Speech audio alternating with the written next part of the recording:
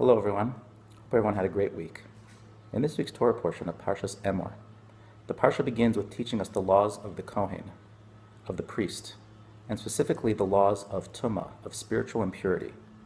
The Parsha tells us that there are certain times that a Kohen is allowed to become impure, that there are certain relatives that he's allowed to attend their funeral and come into contact with their dead body.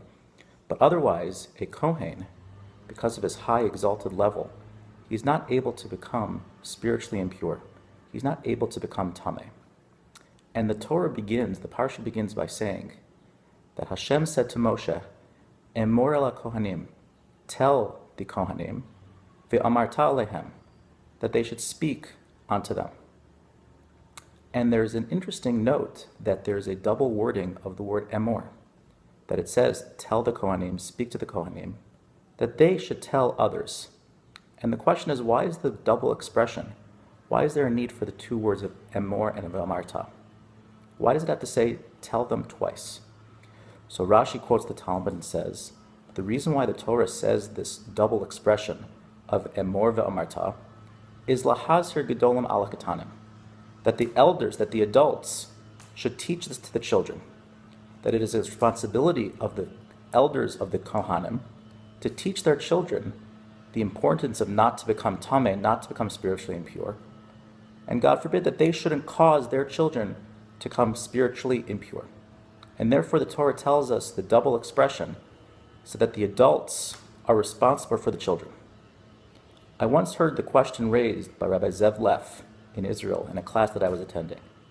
And he asked, why particularly here in this particular mitzvah is the Torah adamant that the adults warn the children? Why in this mitzvah of becoming spiritually impure is it so important? Lahazir gedolim al haktanim. Why not any other mitzvah would the Torah not teach us this? And he explained with the following analogy. He said, imagine a group of Jewish boys are out in the park playing ball. And they're playing soccer, and one of the boys kicks the ball over the fence. And they all go chase the ball to retrieve the ball, to continue playing. And they see that where the ball landed, there's a huge park, unbelievable playing field, huge, great soccer nets, and they're so excited. But they notice that the park is right next to a cemetery, right next to a place where someone may become spiritually impure. And one of the boys in the game, Shlomi, he's a Kohen. And he's upset because he knows that the only way to get access to the park is by going through the cemetery that he wouldn't be allowed to go to. And he comes to his father and he's crying and he says, Daddy, it's not fair. All the boys are having so much fun. They're playing and I'm not able to go because I can't cross through the cemetery to get to the park. At that point, it's the responsibility of the parent, of the father, to explain to Shlomi, the reason why you can't go is because you're special. You're a Kohen. You have a role in this world. You're not able to become spiritually impure.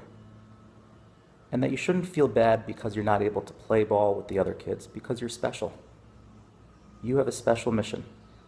And Rabbi Leff explained that's why the Torah says specifically in this mitzvah that the parents have to be adamant with their children, lahazir gedolim al haktanim, to teach their children how special they are because they are a Kohen.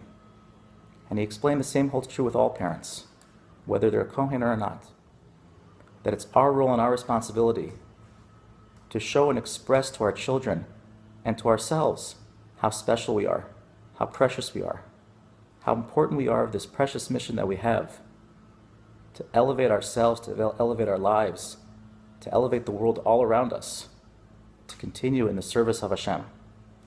And that's the goal of our parents, to teach us, and it's our role as parents to teach our children, that each one of them has a special role and a special mission on this world that we live in. Shabbat Shalom.